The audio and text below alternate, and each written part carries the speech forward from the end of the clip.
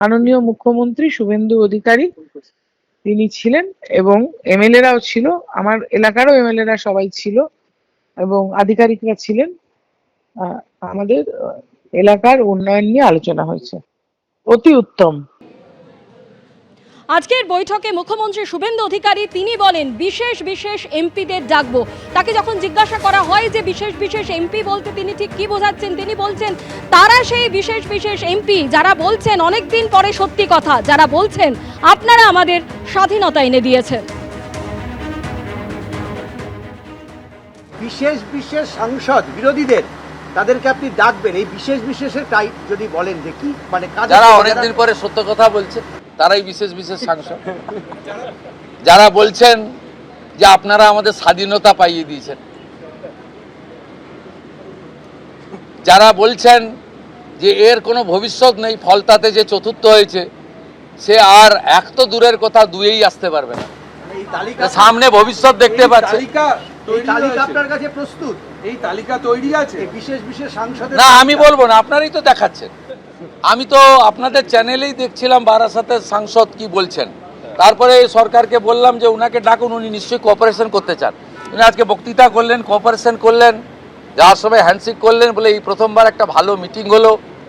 আমি এর আগে অনেক মিটিংয়ে যোগদান করেছি, বলতেই দেয় না।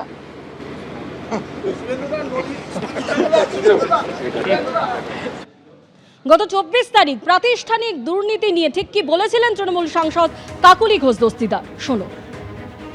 নির্বাচনের যে ফলাফল, বিশেষ করে এই জেলায় যেখানকার আমি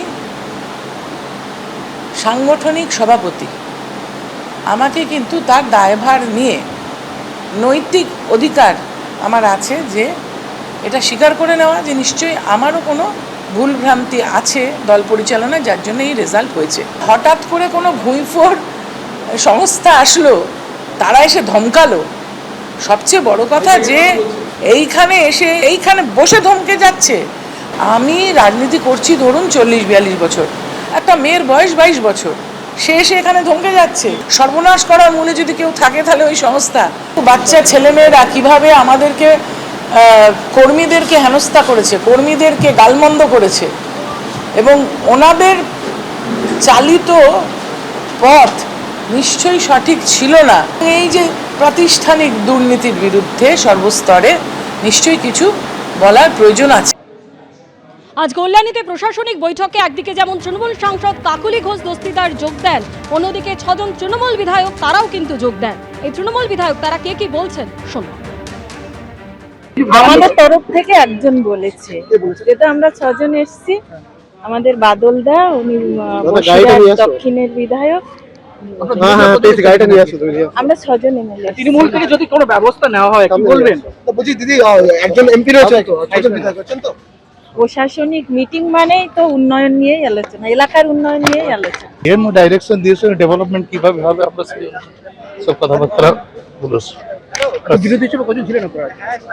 ওইভাবে তো যারা ডাকতে এসেছেন মোরাললেস এসেছে। সেক্ষেত্রে দল থেকে মানে অনুমতি আপনারা পেয়েছিলেন? এটা ডেভেলপমেন্টের ব্যাপারে এখানে দলের অনুমতি কি, তো রাজ্যের মুখ্যমন্ত্রী সবারই মুখ্যমন্ত্রী ডেকেছেন, ডেভেলপমেন্টের ব্যাপারে তো আমাদের আসতেই হবে। First time MLA. আমি এর আগেও কোনোদিন তৃণমূলের রাজ্য সরকার থাকাকালীন কোনো মিটিং অ্যাটেন্ড করিনি। কাদের ডাকা কি করে থাকবো, আমি তো বিধায়ক ছিলাম না, আমি ফার্স্ট টাইম বিধায়ক। সুতরাং কাদের ডাকা হতো কাদের ডাকা হতো না এ ব্যাপারে আমি অ্যাওয়ার না। ফার্স্ট টাইম এমএলএ হয়েছি, কল পেয়েছি, ডাক পেয়েছি। এলাকার ডেভেলপমেন্ট করতে হবে, দেগঙ্গা প্রান্তিক গ্রামীণ এলাকা, মানুষের জন্য কাজ করতে হবে, তার জন্য আমি দায়বদ্ধ। মানুষ জিতিয়েছে, রাজ্য সরকারের কাছ থেকে সেই কাজের আর্জি রাখবো, নিশ্চিতভাবে রাখবো, সেই জন্য এই মিটিংয়ে আসা। আর দলের কাছ থেকে দল কোনো বিরোধের জায়গায় নেই, দল তো আমাদের কোনো ইনস্ট্রাকশন দেয়নি, নিশ্চিতভাবে কোনো ইনস্ট্রাকশন নেই। কারণ আপনাদের প্রাক্তন মুখ্যমন্ত্রী বলছেন যে তিনি এই জয়টা মানেনি না, সেই ক্ষেত্রে এই সরকার মানে গতকাল দেখুন, আমি আবারও বলছি, আমি আমার এলাকার মানুষের প্রতি দায়বদ্ধ, এলাকার মানুষের জন্য ডেভেলপমেন্ট করতে দায়বদ্ধ। তারা আমাকে যে জিতিয়েছে তাদের জন্য আমায় কাজ করতে হবে, নিশ্চিতভাবে সেই কাজ করার জন্য যা সরকার, যে রাজ্য সরকার আছে সেই রাজ্য সরকারের কাছ থেকে আমাদের সহযোগিতা নিয়ে এলাকা ডেভেলপমেন্ট করতে হবে। মুখ্যমন্ত্রীর প্রশাসনিক বৈঠকে সাংসদ এবং তৃণমূল বিধায়কদের যোগ দেওয়া প্রসঙ্গে কুণাল ঘোষ কি বললেন শোনাবো।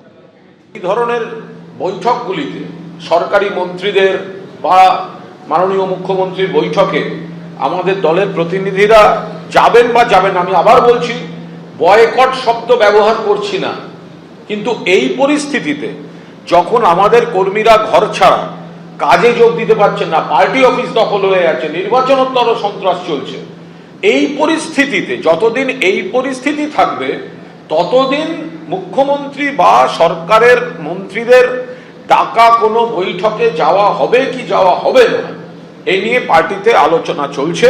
এবিপি আনন্দ, এগিয়ে থাকে, এগিয়ে রাখে।